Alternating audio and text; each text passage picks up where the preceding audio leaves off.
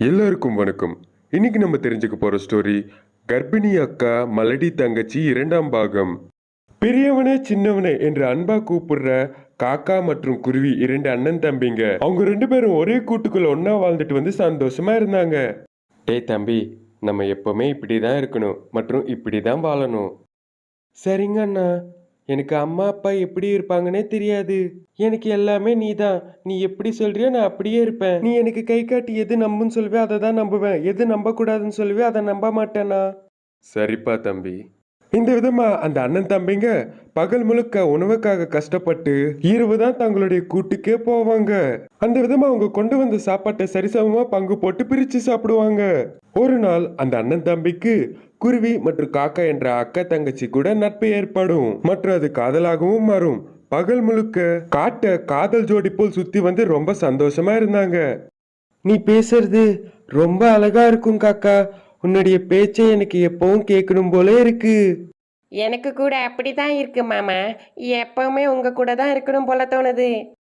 நம்ம எப்படி நம்மளுடைய வாழ்க்கை முழுக்க சந்தோஷமா ஒரே இடத்துல இருக்கணும்னா அதுக்கு நம்ம ஒரே வேலை பண்ணணும். அதுக்கு மட்டும் நீ ஒத்துக்கிட்டீன்னா அந்த வேலை சீக்கிரமா முடிஞ்சிரும். அட அது என்ன வேலைங்க? என்னுடைய அண்ணனுக்கும் மற்றும் உங்களுடைய அக்காவுக்கும் சீக்கிரமா கல்யாணம் பண்ணணும் நம்ம. அப்பதான் நம்மளுடைய லைனே கிளியர் ஆகும். நீ என்ன சொல்ற? எனக்கு புரிஞ்சு போச்சுங்க. எங்க அக்காவை சீக்கிரமா கல்யாணம் பண்ண சொல்லி நான் ரொம்ப ப்ரெஷர் கொடுக்கணும், அவ்வளோதானே? ஆமா, அவங்க கல்யாணம் எவ்வளவு வேகமா நடக்குமோ நம்ம கல்யாணமும் அவ்வளவு சீக்கிரம் நடக்கும். அந்த விதமா ரொம்ப அன்பா பேசிட்டு இருப்பாங்க அவங்க. இனி அன்னைக்கு அந்த இரவு அவங்க ரெண்டு பேரும் ரொம்பவே சந்தோஷமா செல்போன்ல பேசிட்டு இருப்பாங்க. காலப்போக்குல ஒரு நாள் அந்த ரெண்டு ஜோடிகளுக்கும் ரொம்பவே கிராண்டா கல்யாணம் நடந்து முடிஞ்சிரும். மற்றும் அவங்க எல்லாரும் சேர்ந்து ரொம்பவே சந்தோஷத்தோட ஒரே வீட்டுல தங்களுடைய வாழ்க்கையை ஆரம்பிக்க பறந்து போயிட்டு இருப்பாங்க. அந்த விதமா அந்த குருவியும் காக்கா அக்கா தங்கச்சிங்க ஒரே வீட்டுக்கு மருமகளானாங்க. நானும் தம்பியும் வெளியில வேலை பார்த்து வீட்டுக்கு தேவைப்படுற மல்லிகை சாமாம வாங்கிட்டு வரோம். நீயும் உன்னோட தங்கச்சியும் இந்த வீட்டை நல்லபடியா நடத்தி பத்திரமா பாத்துக்கணும் எங்களை. என்ன சொல்றீங்க? நீங்க எப்படி சொல்றீங்களோ அதன்படியே நடக்கட்டும். தங்கச்சி, நான் போய் சமையல் வேலையை பாக்குறேன். சரிங்க அக்கா, நான் போய் வீட்டு வேலையை பார்க்குறேன். அந்த விதமா அவங்க எல்லாரும் கலந்து முடிவெடுத்து அன்னில இருந்து அண்ணன் தம்பிங்க வேலைகளை கஷ்டப்பட்டு பார்த்து முடிச்சு வீட்டுக்கு தேவையான மளிகை சாமால வாங்கிட்டு வந்தாங்க. இன்னொரு பக்கம் அக்கா தங்கச்சியான அந்த குருவியும் காக்காவும் வீட்டை நல்லபடியா பார்த்துக்கிட்டு மற்றும் அவங்களுடைய புருஷங்க கூட சந்தோஷமா இருந்தாங்க. அவங்க வீட்டுல நடந்ததெல்லாம் ஒரு கழுகு பார்த்து அங்க ரொம்பவே பொறாமப்பட்டு இருந்தது. ஒரே வீட்டுக்குள்ள ஒன்னா சேர்ந்து வாழுவீங்களா? இனி நீங்க எப்படி வாழுவீங்கன்னு நானும் பாக்குறேன். உங்களுக்குள்ளேயே நான் சண்டைய மூட்டி விட்டு அந்த அக்கா தங்கச்சிகளை எப்படி எதிராளி ஆக்க போறேன்னு பாத்துக்கோங்க நீங்க எல்லாரும். அந்த விதமா நினைச்சு அந்த கழுகு காக்காவோட கூட்டுக்கு கிட்ட போகும். மற்றும் அந்த காக்கா கிட்ட, இதோ பாரு தங்கச்சி காக்கா, எனக்கு உடம்பு சரியில்லை. உணவை தேடி என்னால வெளியிலயும் பறக்க முடியல. அதனால உன்கிட்ட ஏதாச்சும் சாப்பிடுறதுக்கு இருந்தா தயவு செஞ்சு கூட. உன்னோட நன்றியை நான் எப்படியாச்சும் தீர்த்துப்பேன். நாங்கள் சாப்பிட்றது வெஜ்ஜு, ஆனால் நீ சாப்பிடுவது நான்வெஜ்ஜு. இன்னைக்கு நாங்கள் சமைச்சது வெஜ்ஜு தான். என்னைக்காச்சும் நான்வெஜ் சமைச்சோன்னா அப்போ கூப்பிட்றேன், அப்போ வந்து வாங்கிட்டு போ. அது இல்லாம தங்கச்சி காக்கா, எனக்கு பயங்கரமா பசிக்குது. என்னால முடியல. அதனால உங்ககிட்ட என்ன இருக்கோ அது கொடுங்க, நான் சாப்பிட்டு கிளம்புறேன். ஒருவேளை இங்க சாப்பிடாதுன்னு சொன்னீங்கன்னா நான் என்னுடைய வீட்டுக்கு கொண்டு போய் சாப்பிட்றேன். ஒரு வாட்டி சொன்னா உனக்கு புரியாதா? இங்கேருந்து கிளம்பு முதல்ல. அந்த விதமா கோவமா சொல்லும் அந்த தங்கச்சி காக்கா. அந்த கழுகு சோகமா மூஞ்சிய வச்சுக்கும். அதே நேரத்துல அக்கா குருவி வெளியில போயிட்டு திரும்பி வரும். என்னாச்சு தங்கச்சி? இதை பாருங்கக்கா, பசிக்குதுன்னு நம்ம வீட்டாண்ட வந்தது. நம்ம கிட்ட நான்வெஜ்ல போ சொன்னா இங்கேயே நின்றுட்டு இருக்குக்கா. நானும் ரொம்ப நேரத்துல இருந்து போ சொல்ற போகவே மாட்டேங்குது. ஏதாச்சும் சாப்பிட இருந்தா கொடுங்க, இங்கேயே நின்றுட்டு இருக்கு. அந்த விதமா சொல்லிட்டு இருக்கும்போது அந்த கழுகு ரொம்பவே சோகமா மூஞ்சிய வச்சு அக்கா குருவிய பாக்கும். அந்த கழுகு அந்த விதமா பார்த்த உடனே அந்த அக்கா குருவிக்கு ரொம்பவே பாவமா இருக்கும். அந்த இறக்கத்தினாலதான் தன்னுடைய தங்கச்சியான காக்கா தனக்கு எதிராளி ஆக போகுதுன்னு அப்ப அந்த குருவிக்கு தெரியாது. ஒருவேளை அப்படி தெரிஞ்சிருந்தா அந்த அக்கா குருவி அன்னைக்கு அந்த கழுகுக்கு உணவே வச்சிருக்காது. ஆனா அன்னைக்கு உணவு கொடுத்தது. கொஞ்சம் இருங்க அப்படி சொல்லிட்டு அந்த அக்கா குருவி உள்ள போகும். ஆனா அந்த தங்கச்சி காக்கா ரொம்பவே குழம்பி போன நிலையில பாக்கும். ஒருவேளை இப்ப அக்கா இந்த கழுகுக்கு உணவு வைக்குமா என்ன? அப்படி நினைச்சிட்டு இருக்கும்போது அந்த அக்கா குருவி உள்ள இருந்து ஒரு வாழைப்பழத்தை எடுத்து அந்த கழுகுக்கு கொடுக்கும். அதுக்கு அந்த கழுகு ரொம்பவே சந்தோஷப்படும். காட்டுல இருக்கிற பறவைகள் எல்லாம் உன்னை அன்னபூர்ணா தேவி சொல்றத நான் கேள்விப்பட்டேன். இப்பதான் என்னோட கண்களால நேரடியா பாக்குறேன். இந்த பழத்தை கொடுத்து என்னுடைய பசியை தீர்த்த. நீ ரொம்ப நல்லவ குருவி. அதனால நீ சந்தோஷமா இருக்கணும். அந்த விதமா சொல்லிட்டு அங்க இருந்த தங்கச்சி காக்காவை பார்த்து பிடிக்காத மாதிரி மூஞ்சிய வச்சுக்கும். அந்த கழுகு தன்னை அந்த விதமா பார்த்ததுக்கு அந்த தங்கச்சி காக்காக்கு குருவி மேல கோபம் வரும். அதே நேரத்துல அந்த கழுகு பழத்தை வாங்கி அங்கிருந்து கிளம்பி போயிடும். அப்ப அந்த காக்கா கோபத்தோட, அக்கா நீ பண்றது எதுவுமே எனக்கு சுத்தமா பிடிக்கல. அப்படி உனக்கு பிடிக்காத வேலையை நான் என்ன பார்த்தேன் தங்கச்சி? ஏன் இப்ப என் மேல அவ்வளோ கோவமா இருக்க நீ? இதே உன்னுடைய பெருமையை காட்டிக்கிறதுக்காக பண்ணது இல்லாம வேற என்னத்துக்கு பண்ண? இதுல நான் என்ன என்னுடைய பெருமையை காட்டிக்கிட்டேன்? நான் அந்த கலக்கு கிட்ட நம்மளோட வீட்டுக்குள்ள எந்த உணவும் இல்லை கிளம்ப சொன்னேன். ஆனா நீ உள்ள போய் ஒரு பழத்தை எடுத்து அது கிட்ட கொடுத்த. அதோட பறவையில நீ ரொம்ப நல்லவ, நான் ரொம்ப கெட்டவ, அதானே? அட ஏண்டி எல்லாத்தையும் நீ இந்த விதமா தப்பாவே புரிஞ்சுக்கிற? எனக்கு ஒன்ன மாதிரி எதுவுமே புரிஞ்சிக்க வராதுல்ல. ஆனா அக்கா ஒன்னு ஞாபகம் வச்சுக்க, நீ இந்த வீட்டில் உனக்கு எந்த அளவுக்கு உரிமை இருக்கோ எனக்கும் அந்த அளவுக்கு உரிமை இருக்கு. மாமா கூட என்னுடைய புருஷனும் வேலைக்கு போறாரு, அவரும் சம்பாதிக்கிறாரு. இப்ப கிடையாதுன்னு யாரு சொன்னாங்க? என்னை எல்லாரும் முன்னாடியும் கெட்டவள ஆக்காதீங்கன்னு சொல்றேன். அந்த விதமா சொல்லிட்டு அங்க இருந்து கிளம்பி போயிடும். அப்படி மெல்ல மெல்லமா நாட்கள் கழிஞ்சிட்டு வரும். ஒரு நாள் திடீர்னு அந்த அக்கா குருவி கர்ப்பிணி ஆகும். ஆனா அந்த தங்கச்சி காக்கா அங்க இருந்த கிளி சொன்ன வார்த்தைகளுக்கு ஒரு இடத்துல உட்காந்து ரொம்பவே கஷ்டப்பட்டு அழுதுட்டு இருக்கும். அப்படி அந்த கிளி அந்த காக்கா கிட்ட என்ன சொல்லி இருக்கும்? எதுக்காக அந்த தங்கச்சி காக்கா அழுகுதோ? கர்ப்பிணி அக்கா மலடி தங்கச்சி 3ஆம் பாகத்துல நாம் தெரிஞ்சுக்கலாம். இதுதான் இன்னைக்கான கதை. திரும்பி இன்னொரு சுவாரஸ்யமான கதையில திரும்பி சந்திக்கலாம். ஒருவேளை எங்களுடைய சேனல் ஒன்றும் சப்ஸ்கிரைப் பண்ணலன்னா தயவு செஞ்சு சப்ஸ்கிரைப் பண்ணுங்க. தேங்க்யூ ஃபார் வாட்சிங். இன்னைக்கு நம்ம எல்லாரும் தெரிஞ்சுக்க போற ஸ்டோரி காட்டுக்குள் கனமழை.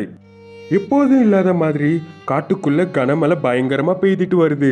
பயம்படுத்துற அளவுக்கு இடி சத்தங்கள் மற்றும் மின்னல் தாக்கி சில பகுதிகள் எல்லாம் காட்டுல எரிஞ்சிட்டு இருந்தது நெருப்பால. அப்படி அந்த காட்டு பகுதியில ஒரு மரத்து மேல அழகான கூடு கட்டி அதுல ராதா குருவி மற்றும் அதோட 3 மகள்களோட சந்தோஷமா வாழ்ந்துட்டு வந்தது. ஆனா இப்போ திடீர்னு எந்த நேரத்துல என்ன நடக்கும்னு ஒரே பயத்துல ஜன்னலாண்ட நின்னுக்கிட்டு தன்னுடைய மகள்கள் கூட சேர்ந்து வெளியில எட்டி பாட்டுட்டு இருக்கு. ஐயோ கடவுளே, நான் இப்போ என்ன பண்ணுவேன்? என்னுடைய 3 மகள்களை எடுத்துக்கிட்டு நான் இந்த நேரத்தில் எங்கே போவேன்? என்னைக்கும் இல்லாத அளவுக்கு எனக்கு மிக கனமழையா பெய்யுது. எதற்காக? எங்களை கஷ்டப்படுத்தி எங்களை கொடுமைப்படுத்தினா அப்படி உங்களுக்கு என்னதான்ப்பா கிடைக்கும்? என்னால் முடியல. என்னுடைய பிள்ளைகளை நான் எப்படி காப்பாற்றுவேன்னு தெரியல கடவுளே. அந்த விதமா நினைச்சுக்கிட்டு கவலையோட கண்ல இருந்து தண்ணி வந்துட்டு இருக்கும். இதை பார்த்த தன்னுடைய பெரிய மகள் மீனா குருவி அவளும் அழுவ ஆரம்பிப்பா அவங்க அம்மா கூட சேர்ந்து. அம்மா, இன்னைக்கு நம்ம எல்லாரும் சத்துருவோமா என்ன? அந்த விதமா கேட்ட உடனே ராதா குருவியோட மனசு ரொம்பவே வருத்தப்படும். மற்றும் 2 மகள் குருவிகளும் கவலையோட அவங்க அம்மா முகத்தையே பார்த்துட்டு இருப்பாங்க. தங்களுடைய அம்மா என்ன சொல்லுவாங்கன்னு அவங்க எதிர்பார்த்துட்டு இருந்தாங்க. இல்லடா கண்ணா, இல்ல, நம்ம இன்னைக்கு சாக மாட்டோம். நான் இருக்கேன்ல, உங்களுக்கு எதுவும் ஆகாம நான் பார்த்துப்பேன்டா கண்ணா. எதுவும் ஆகாது. அதான் அம்மா உங்க கூடவே இருக்கல, ஒன்றும் பயப்படாதீங்க. இல்லம்மா இல்ல, நீ வெளியில பார்க்கறதுக்கு அந்த விதமா சொல்ற தவிர உன் மனசுக்குள்ள நீ எவ்வளவு கஷ்டப்படுறேன்னு எனக்கு நல்லாவே தெரியுதும்மா. நமக்கு நடக்கக்கூடாதது ஏதோ நடக்க போகுதுன்னு எனக்கும் தோணுதும்மா என்னுடைய மனசுக்கு. அந்த விதமா சொன்ன உடனே ராதா குருவியோட மனசு ரொம்பவே கஷ்டப்படும். அது மட்டும் இல்லாம கவலைப்பட்டுக்கிட்டு தன்னோட மனசுக்குள்ள, என்னுடைய பெருமகள் என்னுடைய குணங்கள் கொண்டு பிறந்ததாக நினைச்சேன். ஆனா அவ முழுசா என்ன தெரிஞ்சு வச்சுக்கிற அளவுக்கு புத்திசாலின்னு நான் நினைக்கவே இல்லை. இப்போ என் மகளுக்கு என்ன சொல்றது? அந்த விதமா நினைச்சிட்டு இருக்கும் போது அதே நேரத்துல ஒரு கொடூர கழுகு கையில கோடாலி எடுத்துக்கிட்டு அந்த குருவியோட வீட்டை நோக்கி பறந்து வந்துட்டு இருந்தது. அப்போ அந்த கழுகு கையில இருந்த கோடாலி வெட்ட பார்க்கும்போது அதை பார்த்த ராதா குருவி உடனடியாக தன்னுடைய பிள்ளைகளை பக்கத்துல இருக்கிற கட்டில் மேல தள்ளி விடும். குருவி பிள்ளைகள் கத்திக்கிட்டே கட்டில் மேல விழுவாங்க. மற்றும் ராதா குருவி பதட்டப்பட்டுக்கிட்டே, இந்த கொடூரக்களுக்கு இங்கிருந்து கிளம்பிடுச்சா இல்லையா? அந்த விதமா நினைச்சுக்கிட்டு அங்க சுற்றி முற்றி பார்த்தது. ஆனா அந்த கழுகு திடீர்னு கையில கோடாலி எடுத்துக்கிட்டு ராதா குருவி முன்னாடி வந்து நின்னுச்சு. ரொம்பவே பயந்து துடிச்சிட்டு இருக்கிற ராதா குருவியை பார்த்த அந்த கழுகு, இதோ பாரு குருவி, உன்னுடைய பசங்களை எனக்கு உணவா அளித்தீனா நான் உன்னை எதுவும் பண்ண மாட்டேன். நீயே பார்த்துட்டு இருக்கல, ரொம்பவே கனமா மழை பெஞ்சிட்டு வருது. நீ எவ்வளவு சொல்லி பயன்படுத்தினாலும் நான் பயப்பட மாட்டேன். என்னுடைய மகள்களை உனக்கு உணவா அளிக்க மாட்டேன். என்னுடைய உசிரே போனாலும் நான் உங்களை கண்டிப்பா காப்பாத்துவேன். அந்த விதமா சொல்லிட்டு அந்த ராட்சச கழுகு மூஞ்சிக்கு முன்னாடியே ஜன்னல் கதவுகளை வேகமா சாத்திடும். அதோட அந்த ராட்சச கழுகுக்கு குருவி செஞ்ச செயலால எங்கு இல்லாத அளவுக்கு பயங்கரமா கோபம் வரும். கையில இருந்த கோடாலியால ஜன்னல் கதவுகளை உடைக்க ஆரம்பிக்கும். அப்போ அந்த ராதா குருவி கட்டில் மேல தனியா இருக்கிற தன்னுடைய மகள்கள் கிட்ட வந்து நிக்கும். இதே நேரத்துல மகள் குருவிகளும் கழுகு செயலால ரொம்பவே பயந்து போய் அவங்க அம்மாவை பிடிச்சிட்டு இருப்பாங்க. இதே சமயத்துல ஜன்னல் கதவுகளும் உடைஞ்சுக்கிட்டு வரும். இதை பார்த்து அவங்க எல்லாரும் ரொம்பவே பயந்து போய் அவங்க வீட்டுக்குள்ள இருக்கிற ஆஞ்சநேயருக்கு வேண்டிப்பாங்க. ஐயா ஆஞ்சநேயரே, எங்களை காப்பாத்துங்கப்பா, எங்களுடைய வாழ்க்கையில விளையாடாதீங்க. இப்பதான் பறக்க கட்டுக்கிட்ட என்னுடைய மகள் குருவிகளை எப்படியாச்சும் சாப்பிட்டாகணும்னு அந்த கொடூர கழுகு ஒரு பக்கம், தனக்கு பிள்ளைகள் பிறக்காத காரணத்தினால என்னுடைய பிள்ளைகளை கொல்லணும்னு நினைக்கிற அந்த இரக்கமற்ற காக்கா இன்னொரு பக்கம். அது மட்டும் இல்லாம ஒப்பனை பார்த்து கனமழை பெய்யுது. இப்படி இருந்தா எப்படி சுவாமி, என்னுடைய பசங்களை நான் எப்படி காப்பாத்திப்பேன்? நீங்க தான் காப்பாத்தணும் ஆஞ்சநேயரே. அப்படி வேண்டிட்டு இருக்கும்போது அந்த ராட்சச கழுகு ஜன்னல் கதவுகளை உடைச்சிடும். ராதா குருவி மற்றும் தன்னுடைய 3 மகள்கள் ரொம்பவே பயந்து போய் அந்த ஜன்னல்கிட்டயே பார்த்துட்டு இருப்பாங்க. அப்போ அந்த ராட்சச கழுகு உடைஞ்சி ஜன்னல் ஆண்ட நின்று பயங்கர சத்தத்தோட சிரிச்சுக்கிட்டே, இனி உன்கிட்ட வேற எந்த ஒரு வழியும் கிடையாது, மரியாதையா உன்னுடைய மகள்களை எனக்கு உணவா அனுப்பிவை, அவங்க எனக்கு பலியாக வேண்டியதுதான், என்னுடைய பசியை தீர்க்க வேண்டியதுதான். நான் உசுரோட இருக்கிற வரைக்கும் உன்னுடைய கனவு நிறைவேறாது. அந்த விதமா சொல்லிட்டு அவங்க 3 பேரும் கட்டில் மேல இருந்து பறந்து வாசலாண்ட இருக்கிற கதவை திறக்கணும்னு அவங்க முயற்சி செய்வாங்க. ஆனா அவங்களால திறக்க முடியல. இதை பார்த்த அந்த கொடூர ராட்சச கழுகு இன்னும் கொடூரமா சத்தமா ராட்சசத்தோட சிரிச்சுக்கிட்டு அவங்கள பார்த்து, எனக்கு நல்லாவே தெரியும் ராதா குருவி, நீ ரொம்பவே புத்திசாலின்னு. நான் உள்ள வரக்கூடாதுன்னு நீ வீட்டுக்குள்ளே இருந்த அந்த வாசல் கதவுகளை டாப்பால் போட்ட. ஆனா நான் உன்னுடைய பசங்களும் மற்றும் நீயும் வெளியில வரக்கூடாதுன்னு மற்றும் என் கையில இருந்து தப்பிக்க கூடாதுன்னு நான் வெளியில இருந்து தாப்பால் போட்டேன். என்னுடைய பிள்ளைகளை எப்படி காப்பாத்திக்கணும்னு எனக்கு நல்லாவே தெரியும். நான் எப்படி காப்பாத்திப்பேன்னு நீயே பாப்பேல்ல. இனி உன்னால முடியாது குருவி.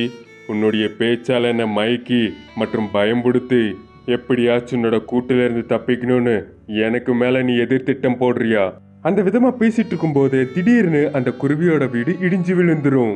அந்த கொடூர கழுகு அதுல இருந்து தப்பிச்சுட்டு ஒரு மரத்து மேல உட்காந்து அந்த குருவியோட மகளுக்காக தேடிட்டு இருக்கும்.